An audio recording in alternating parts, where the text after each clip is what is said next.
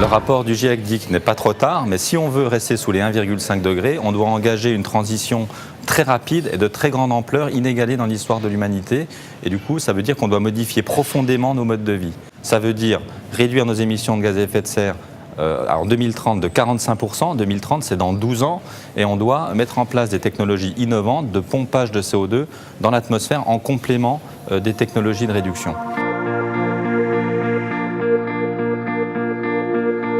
On a besoin de deux choses. La première, c'est de fixer un prix du carbone mondial. Fixer un prix du carbone, ça veut dire comptabiliser une ressource aujourd'hui qui est aujourd'hui gratuite dans nos économies.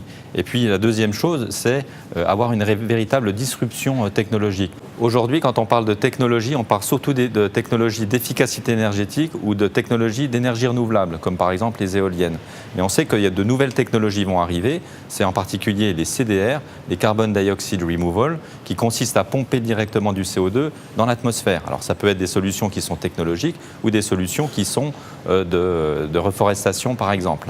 Pour cela, il faut faire appel à un soutien massif de la part des pouvoirs publics pour aider ces technologies d'innovation à émerger.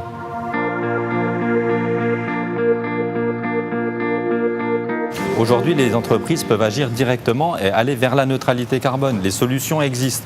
Pour ce faire, elles doivent évaluer leurs émissions de gaz à effet de serre, elles doivent réduire massivement leurs émissions de gaz à effet de serre, et elles doivent financer la transition énergétique par deux moyens. Soit elles investissent dans des projets de compensation carbone, soit elles investissent justement dans ces nouvelles technologies d'innovation.